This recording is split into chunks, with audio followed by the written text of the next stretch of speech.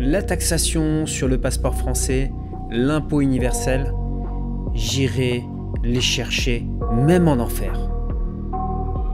Ah ouais, quand même. Donc, ça ne t'a pas échappé. En ce moment, la France fait face à un déficit colossal. Elle a explosé sa dette, elle a explosé son déficit. Tout a été merveilleusement géré par le précédent gouvernement de Bruno Le Maire. Et donc, la France se fait dégrader sa note. C'est la panique, il n'y a plus d'argent. C'est le pays le plus taxé au monde, mais voilà, il y a des gens qui profitent. Les milliardaires, les salauds de riches et les expatriés. Donc il faut qu'on aille taxer tout ça. Si possible, tout ce qui est père de famille qui verse une pension alimentaire aussi. Français classe moyenne, il faut aller taper dessus, il faut aller chercher les méchants. Voilà. Les méchants, généralement, si tu as un passeport français, tu en fais partie. Et si jamais tu décides en fait de t'expatrier ou d'aller passer une année ou deux à l'étranger ou d'aller passer ta retraite à l'étranger, tu fais partie de ces salauds qui ne contribuent pas alors que tu reviens en France pour te faire soigner. Bah oui, c'est ce qu'on entend partout. C'est ces Français qui partent, qui profitent du système et qui reviennent en France pour se faire soigner pendant leurs vacances. Alors, quel est le vrai, quel est le faux? On va revenir un petit peu sur ce qui s'est passé ces dernières semaines. Donc, ce que je te propose, c'est de voir en fait l'amendement qui a été proposé par les députés de la France Insoumise, le nouveau Front Populaire. Donc, un amendement qui, dans un premier temps, a été voté, qui est passé, mais qui a ensuite été refusé parce que dans le projet de loi de finances, le premier volet de la loi de finances a été voté négativement, donc cet amendement a sauté, mais il a été reproposé par la suite. Ah bah oui, si c'est pas passé la première fois, on repropose une deuxième. N'oublie pas qu'il faut aller les chercher jusqu'en enfer. Mais ça a été cette fois-ci voté contre au niveau de l'Assemblée nationale, donc notamment par les députés RN, mais qui n'étaient pas contre. Il se serait bien fait quand même une petite taxation sur le passeport français. Bah attends, pas patriote l'autre là, il est parti à l'étranger. Attends, mon coco, tu reviens là, il va falloir raquer. Non mais tu t'es pris pour qui toi? Donc non, c'est pas passé. Mais ils ont dit, si jamais quand même on obtient de la préférence nationale pour les Français prochaine fois, ok, il a des droits, il a des devoirs, donc il va falloir qu'il paye. Quand même, c'est un truc de fou. Moi, je pensais jamais que ça allait arriver, ces trucs-là. Je pensais qu'on en était encore loin, si tu veux, pour te résumer la situation. Aujourd'hui, tu as deux pays qui taxent sur la nationalité. C'est l'Amérique, les Américains. Donc, quand tu es américain, peu importe où tu vives dans le monde, tu es taxé sur ton passeport, donc tu dois payer des impôts aux États-Unis. Et l'Érythrée. Donc voilà. Ça n'existe pas, il n'y a pas d'autre système comme ça pour l'instant en France. Et la France s'est dit, on est quand même le pays qui taxe le plus au monde. On n'a pas de taxation sur la nationalité, on est ridicule quoi. Enfin, il faut qu'on garde notre position de leader. Faut qu'on remédie à ça. Donc mettons en place, si possible, un système, et si possible un système non seulement qui taxe, mais qui soit aussi un enfer administratif. Comme ça, au moins, on est sûr que on respecte toutes nos exigences en termes de paperasse administrative et de taxation, et on reprend nos positions de leader tranquille. C'est nous les boss. Attends, faut pas déconner quand même. Donc ce que je te propose, c'est qu'on regarde ensemble cet amendement qui a été dans un premier temps approuvé puis rejeté, donc qui a été proposé par la France Soumise, et on va le lire ensemble et on va essayer de déchiffrer un petit peu ce que ça veut dire. Alors évidemment, je ne suis pas avocat fiscaliste, je ne suis pas un spécialiste du droit, je suis juste un Français, comme parmi tant d'autres, qui essaie de comprendre un peu de ce qui se passe dans ce monde de fous. Donc si tu veux des conseils fiscaux, etc., fais-toi accompagner d'un avocat fiscaliste. Cette vidéo ne donne aucune recommandation fiscale. Voilà, disclaimer est là, maintenant c'est parti, on peut attaquer. Donc, ce qu'il voulait, c'était insérer un article supplémentaire sur les conditions de qu'est-ce qu'un résident français en fait. Et le voici cet article donc, qui disait que sous réserve des conventions fiscales signées par la France, les personnes de nationalité française ayant résidé au moins 3 ans en France sur les 10 dernières années et ayant précédant leur changement de résidence fiscale vers un État pratiquant une fiscalité inférieure de plus de 50% à celle de la France en matière d'imposition sur les revenus du travail, du capital ou du patrimoine, les personnes soumises aux obligations du présent alinéa bénéficient d'un crédit d'impôt égal à l'impôt sur ces mêmes revenus qu'elles ont déjà acquittés dans le pays de leur résidence. Waouh, ça t'a donné mal à la tête? Ouais, moi c'est pareil. Donc en gros, je t'explique, ce qu'ils voulaient créer, c'est ce qu'on appelle un impôt différentiel. Et dire que si tu t'expatries dans un pays où l'impôt est inférieur à 50% de ce que tu payes en France, bah, tu dois payer la différence en France. Exemple, tu es expatrié au Panama, tu payes 0% d'impôt, eh bah, tu vas payer ton impôt en France comme si tu étais resté vivre en France. Alors, que tu ne bénéficies plus de la sécurité sociale, que tu ne bénéficies plus des écoles gratuites, que tu ne bénéficies plus du droit au chômage, etc., ça on s'en fout. Tu as le droit à rien, mais il faut que tu payes. C'est la solidarité. D'ailleurs, c'est dit un petit peu plus bas dans le texte, c'est pour la justice fiscale, pour la souveraineté et la justice fiscale. Donc la France insoumise, c'est nouveau. La France insoumise, c'est pour la souveraineté. Écoute, je découvre. Après tout, on a le droit de changer. Hein. On a le droit de changer. Bref, donc il y a quand même pas mal de choses qui sont... Enfin, il y a des choses qui sont assez bizarres quand même. Déjà, bon, ça a été extrêmement mal rédigé. Par exemple, tu vois cette ligne-là qui nous dit donc les personnes déjà de nationalité française. Pourquoi les Français? Pourquoi pas les Italiens? Pourquoi pas les Espagnols qui vivent en France et qui sont résidents fiscaux français? Pourquoi que les Français? Donc tu es espagnol, tu as vécu 20 ans en France, d'accord? Tu as payé tes impôts en France, toi tu t'expatries, c'est bon. À toi, t'es espagnol, hein, donc voilà. Non, c'est juste le français. Donc le français qui part, lui, c'est pas pareil. Il payait des impôts en France et tout, donc lui, comme il part, c'est un riche. Mais l'espagnol, s'il était milliardaire et qu'il vit en France, lui, il n'y a pas de problème. Lui, il peut s'expatrier, il n'y a pas de problème, parce que, voilà, c'est un espagnol quand même. Enfin, on va pas taxer les Espagnols, on taxe que les Français. Donc j'ai entendu des choses de gens qui disaient oui, non, mais c'est juste une exit tax, etc. Non, c'est un impôt sur la nationalité. Regardez, c'est marqué ici, les impôts, les personnes de nationalité française qui ont résidé donc au moins 3 ans en France sur les 2 dernières années ayant précédé leur changement de résidence fiscale. Donc en gros, ce qui t'explique, c'est que si tu t'expatries vers un pays qui a une fiscalité inférieure à plus de 50% sur les impôts du travail, du capital ou du patrimoine, donc ça vaut pour tout, hein, pour le travail, donc par exemple sur tes revenus salariés, capital, c'est-à-dire qu'en France, tu as une flat tax de 30%, mais imaginons que dans un pays, tu payes un impôt de 10%, tu rentres dedans, ou du patrimoine, c'est-à-dire que tu vas dans un pays où, admettons que la France décide de remettre en place l'ISF, tu vas dans un pays où il n'y a pas l'ISF, bah, tu dois payer l'ISF à la France, ok, sous réserve des conventions fiscales. Donc ça veut dire qu'il y a plein de gens qui disent bah non, mais t'es pas concerné, la France a signé des conventions fiscales avec plein de pays dans le monde. Ouais, jusqu'à maintenant, les conditions fiscales, ça peut s'amender. Hein. On peut rajouter un petit alinéa qui dit que bon, à partir de maintenant, les Français, de toute façon, vous inquiétez pas, hein, en Belgique, ça va pas vous enlever de l'impôt. Hein. Les Français qui seront là-bas, ils vont toujours continuer à vous payer de l'impôt, par exemple en Belgique, mais ils nous paieront la différence à nous. Donc, vous inquiétez pas, vous continuez à taxer comme avant. C'est juste que le surplus, c'est pour nous. Ouais, mais les Français qui sont en Belgique et tout, ils n'ont pas le droit à l'école gratuite et tout. Non, mais on s'en fout, ça c'est pas grave. Faut qu'ils payent, justice fiscale. Hein, n'oublie pas, on va aller chercher jusqu'en enfer. Donc, le présent amendement du groupe LFI, Nouveau Front Populaire, a pour objectif de développer en France un impôt universel ciblé.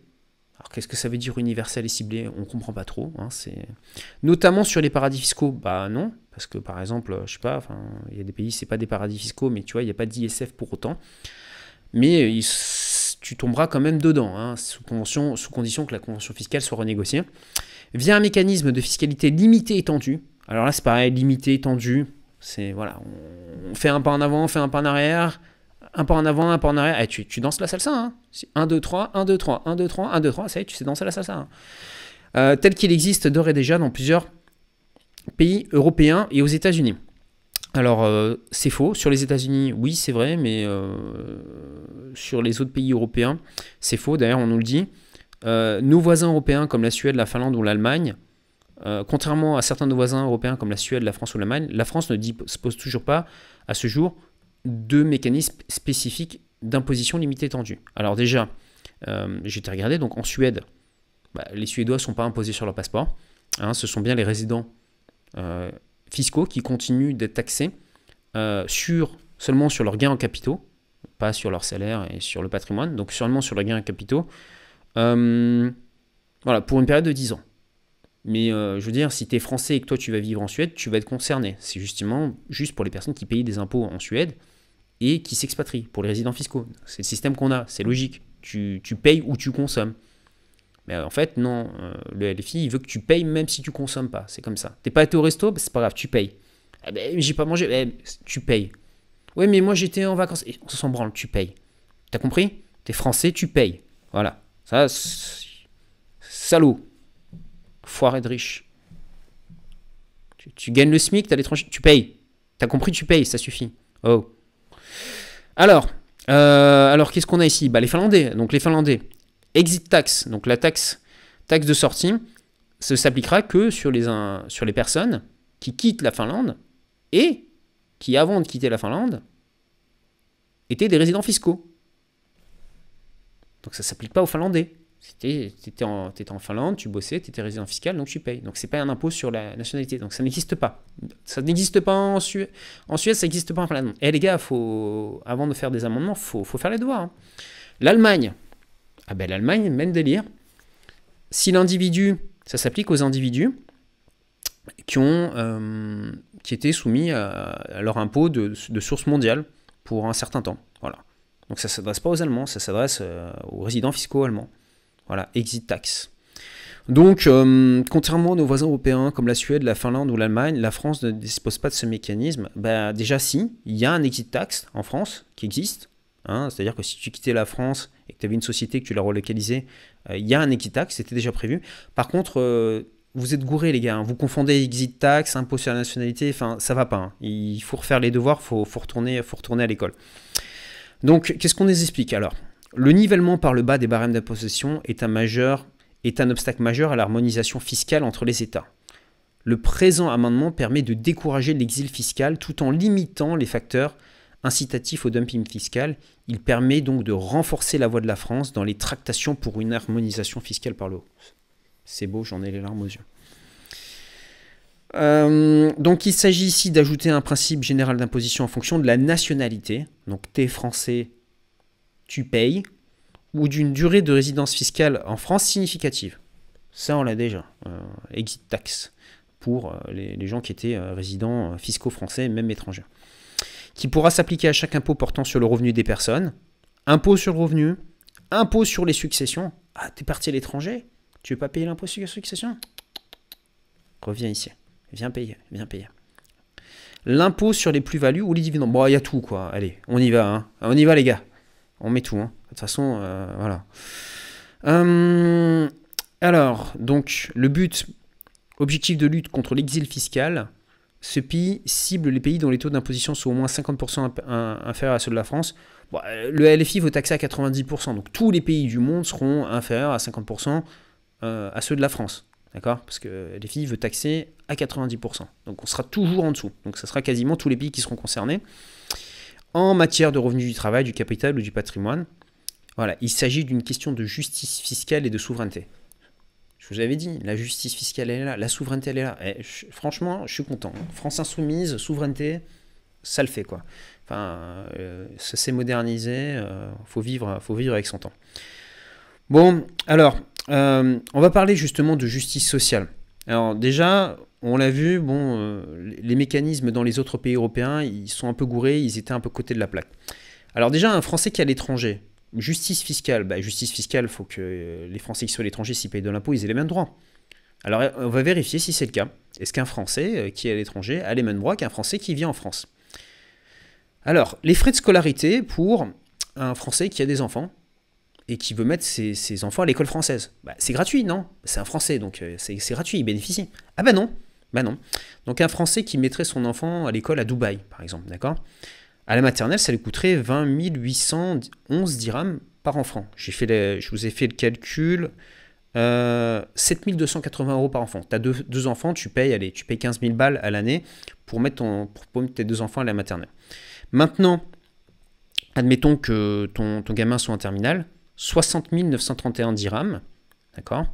Donc tu vas payer 15 000 € par enfant, donc 30 000 chaque année. Voilà, logique. Mais il faut que tu payes tes impôts en France. Ah non, la France ne le couvre pas, mais il faut quand même que tu payes tes impôts en France. Donc ça, vous allez le couvrir, vous allez payer en fait pour chacun des Français qui sont à l'étranger, vous allez payer les frais de scolarité. Alors vous allez me dire, ouais, non, mais c'est Dubaï, on s'en fout. De toute façon, Dubaï, ouais, il faut qu'il paye. Salaud de riche, etc. Prendre l'exemple d'un Français expatrié en Allemagne. Hein, bon, la France, l'Allemagne, voilà. Hein, l'Europe. Les frais de scolarité, c'est 5 200 € par enfant pour la maternelle et 5 350 € par enfant de la classe à la 6e. Donc c'est pas gratuit non plus. elle est où la justice fiscale? Donc tu payes, mais tu n'as pas le droit à l'école gratuite. Bah, je sais pas, il faudrait que tout soit égaux, tu vois, pour l'harmonisation fiscale, la justice fiscale. Alors, on va regarder maintenant combien ça peut coûter des soins à l'étranger, hein, parce que de toute façon, voilà, là, par exemple, on est aux États-Unis. Donc, un séjour de 3 heures aux urgences, aux États-Unis, le coût, 17 277 $. Donc, qu'est-ce qu'on a pour ce package? 4 828 € pour le scanner. Pas cher. 9 395 $ pour l'hospitalisation. On s'en fout, ils sont riches. C'est des exilés fiscaux, faut qu'ils payent. 3 heures, ça fait 3000 balles de l'heure. C'est bien. On est sur un bon tarif. 1279 pour la perfusion.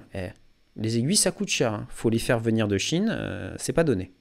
Faut penser, voilà. Puis en plus, voilà, les bateaux qui transitent, qui ramènent les petites aiguilles de Chine, le réchauffement climatique, etc. On tue les bébés phoques. Faut penser à tout ça. 1336 d'examen de laboratoire. Les microscopes, c'est pareil, ça vient de Chine, ça coûte cher, il faut les payer. Et 639 € les cachetons de pharmacie. Voilà, donc on arrive à 17 277 $. Donc français qui est à l'étranger, il paye les impôts, donc on va payer la facture aussi. Ah bah non, il va pas, de toute façon, il ira pas parce que le français il sait que ça coûte trop cher aux États-Unis, donc il reviendra se faire soigner en France, hein, gratuitement. De toute façon, c'est comme ça. Hein, il s'expatrie, il paye pas d'impôts, puis après il revient en France se faire soigner gratuitement. Alors, petite information, hein, les députés, alors je ne parle pas des députés qui représentent les Français de l'étranger, eux sont au courant, je parle des députés qui sont en France et qui apparemment n'ont pas étudié leur sujet. Un Français qui s'expatrie, il est radié de la sécurité sociale. D'ailleurs, tu vois, c'est marqué là, radiation de la sécurité sociale, cas des expatriés. Quand il quitte le cadre administratif français, un expatrié est radié de la sécurité sociale française pour se soumettre au régime de protection sociale de son pays d'accueil. D'accord? Donc quand tu es français, tu vas aux États-Unis, bah, tu dois cotiser à ta sécu américaine. Donc, généralement, tu prends une assurance privée, tu raques, c'est ce qu'on fait nous. On paye des assurances privées, tu vois. Moi, je paye, pour moi et toute ma famille, je paye 6 000 balles par an, voilà, pour me couvrir. Donc, le droit à bénéficier des prestations de la caisse primaire d'assurance maladie étant soumis au principe de territorialité, donc c'est pas la citoyenneté. Hein. Là, par contre, tu as le passeport français, mais ça marche pas. Si tu es sur le territoire français, si tu pars, que tu as un passeport français, tu rentres plus dans les cases. Hein. L'expatrié cesse de bénéficier des prestations dès son premier jour de résidence à l'étranger. Donc tu as compris, ça veut dire quoi? Ça veut dire que tu n'as plus le droit à la couverture médicale, tu perds tes indemnités, ton droit aux indemnités journalières en cas d'arrêt de travail, et encore le versement d'une allocation à ses proches en cas de décès. Voilà. Donc les Français qui sont à l'étranger, qui viendront se faire soigner en France gratuitement, ça n'existe pas. Un Français qui quitte, dès son premier jour de résidence fiscale à l'étranger, il est radié de la sécurité sociale. Donc on récapitule, le Français n'a pas le droit à l'école gratuite, les Français expatriés, et n'a pas le droit à la sécurité sociale. D'accord? Le salaud de riche expatrié. Ok? Donc, on continue. On va voir par contre... Qu'est-ce qui se passe pour... Donc toi, tu es français, tu reviens en France, tu payes. Hein. C'est-à-dire que si moi, je viens en France pour faire une opération, je paye tout, 100%. Pas un centime qui est remboursé. En revanche, si je n'étais pas français, je suis un clandestin qui débarque en France, voilà, et j'ai envie de me faire soigner. Eh bien, en fait, j'aurai le droit à l'aide médicale de l'État. Donc lui, il n'a jamais cotisé. Hein. Lui, il n'a pas le passeport français, il n'a jamais cotisé. Donc lui, ça c'est vous qui payez, par contre. Ça c'est vous qui payez, parce que pour l'instant, je vous rappelle, la loi n'est pas passée, les Français à l'expatrié ne payent pas, mais vous payez pour ça.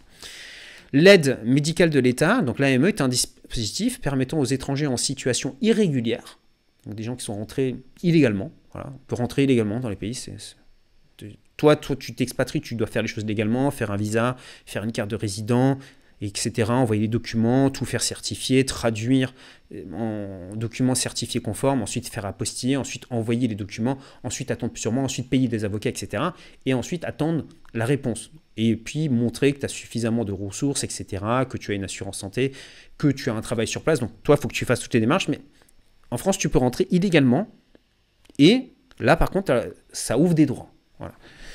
Donc, l'aide médicale est un dispositif permettant aux étrangers en situation irrégulière de bénéficier d'un accès aux soins. Elle est attribuée sous condition de résidence et de ressources. Voilà. Donc là, ça fonctionne. Autre chose, que tu as le droit, en fait, si arrives non légalement en France, tout résident en France, qu'il soit en situation régulière ou irrégulière, peut bénéficier de l'hébergement d'urgence. C'est un droit fondamental et inconditionnel. Donc c'est pour ça qu'on se retrouve à payer des fois des hôtels, des gens qui sont rentrés illégalement parce qu'il n'y a plus de place dans les foyers d'hébergement. Donc comme c'est un droit, en fait, avec tes impôts, on finance tout ça. Voilà, donc il y a de l'argent qui sort, il y a de l'argent qui rentre. Bon, ça tu l'as compris, hein, l'argent qui rentre, je pense que tu es au courant. Hein, la France est le pays avec le taux d'imposition le plus taxé au monde. Donc pourquoi c'est important en fait de parler de ce sujet-là? Tu te dis, voilà, bon, l'amendement il est passé, il a été rejeté, donc on s'en fout. Non, pas forcément, parce que c'est quelque chose qui peut être amené à être représenté par le futur, comme je te l'ai expliqué. Le Rassemblement national n'est pas contre.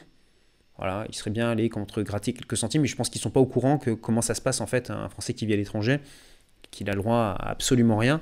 Alors un autre point intéressant aussi, taxé sur la citoyenneté, ça va amener beaucoup de gens en fait à renoncer à leur citoyenneté française. Alors vous dites, oh non, mais là t'abuses. Non, j'abuse pas du tout. Regardez, on va se retrouver ici, donc on va aller sur YouTube et on va regarder voilà, toutes les personnes en fait qui renoncent à leur citoyenneté. Donc pourquoi est-ce que je renonce à ma citoyenneté américaine?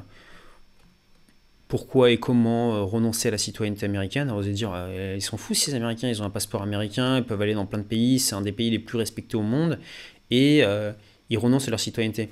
Oui, parce que c'est devenu un enfer en fait pour eux. C'est devenu un enfer administratif. Chaque année, ils doivent envoyer des documents aux États-Unis, déclarer tous leurs comptes bancaires, déclarer tous leurs revenus, et envoyer tout ça aux États-Unis. Voilà, donc ils se retrouvent avec des liasses comme ça, chaque année, de paperasse à devoir envoyer aux États-Unis. Et certains n'ont jamais vécu aux États-Unis. Juste le simple fait d'avoir été américain, en fait, ils sont condamnés à devoir payer des impôts toute leur vie aux États-Unis. Autre point, ces gens ne peuvent plus, pour la plupart, ouvrir des comptes bancaires. Parce qu'à partir du moment où vous êtes une US personne, il y a un système qui a été mis en place qui s'appelle FATCA.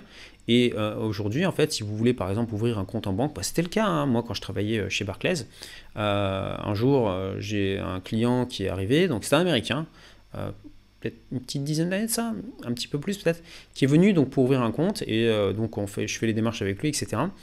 Et je vais voir la sous-directrice à l'époque de l'agence, et je dis voilà, on a cette personne, etc. Elle me dit non, Pierre, on peut pas lui ouvrir un compte, hein. Ah ben non, Pierre. J'ai dit, qu'est-ce qui t'arrive? Pourquoi tu bégayes? Elle dit, US personne, hein, US personne, FATCA. Et j'ai dit, c'est quoi ça, FATCA? Qu'est-ce que c'est que ce truc? Elle me dit, non, il y a maintenant, on ne peut plus ouvrir de compte pour les Américains. Elle était complètement en panique. Et en fait, après, j'ai compris, sur le coup, je me suis dit, oula, surréagi un peu. En fait, si un client américain a 100 000 euros d'avoir dans une banque française et que la banque ne fait pas correctement le reporting aux États-Unis, elle risque une amende correspondant à 50% des sommes détenues par cette personne dans la banque. Donc c'est-à-dire que la banque pourrait payer une amende de 50 000 euros si elle n'avait pas bien fait les déclarations. Alors tu vas me dire, la banque elle a qu'à faire les déclarations correctement et puis tout se passera bien. Non, ça se passe pas comme ça, parce que si tu veux, il faut payer des gens pour contrôler, pour envoyer, donc ça veut dire payer du personnel supplémentaire, etc. Et est-ce qu'une banque, en fait, elle va s'enquiquiner à prendre un citoyen donc américain qui n'a pas forcément de gros revenus ou qui ne rapporte pas forcément énormément d'argent à la banque et pour prendre des risques colossaux? La réponse est non. Et ce sera la même chose pour vous si vous êtes French person. En fait, les banques vont se dire, maintenant il y a l'échange automatique d'informations. Dès que vous allez ouvrir un compte bancaire, on vous demande quel est votre pays de résidence fiscale. Aujourd'hui, quand vous êtes français, c'est ça. On vous demande si vous êtes une US personne. Quand vous n'êtes pas une US personne, vous remplissez un formulaire qui s'appelle le W8BEN pour expliquer que vous n'avez aucun lien avec les États-Unis. Mais on vous pose la question systématiquement quand vous ouvrez un compte bancaire. Ça risque d'être la même chose. On ne voudra plus de Français. Donc, admettons que vous expatriez en Thaïlande, vous avez besoin d'un compte bancaire local pour faire vos transactions, ou simplement vous avez une fintech. Vous restez en France, mais vous avez un compte Revolut. Le compte Revolut, les IBAN, ils sont de mémoire en Lituanie. C'est pareil, French person, on pourra vous dire, non, vous ne pouvez plus ouvrir de compte ou vous devez fermer vos comptes parce que c'est trop de risques. Parce que sinon, l'administration fiscale française, les Français, ils risquent de nous mettre des amendes records. Donc, ça veut dire que votre argent sera cloisonné en France. Est-ce que vous pensez que ça va revenir dans le futur? Moi, je pense que oui. Peut-être que je me trompe. Est-ce que ça reviendra sous une forme différente cette fois-ci? Est-ce que les députés comprendront qu'un Français qui est à l'étranger ne bénéficie absolument de rien. Donc s'il paye des impôts, justice fiscale, il faudra aussi engendrer des frais. Donc ça risque de coûter plus cher à l'État français de taxer. Parce que si commence à couvrir l'école et la sécurité sociale, il va falloir payer la facture aux États-Unis aussi. Est-ce que l'État français a les moyens de payer les factures aux États-Unis? Je ne suis pas certain, vu l'état des finances publiques actuelles. Donc dites-moi un petit peu ce que vous en pensez dans les commentaires. Aujourd'hui, il n'y a pas d'appel à l'action vers les formations, etc. C'était juste une petite vidéo pour pousser un coup de gueule. Moi, je vous dis à très bientôt pour une prochaine vidéo. Prenez soin de vous. Ciao, ciao.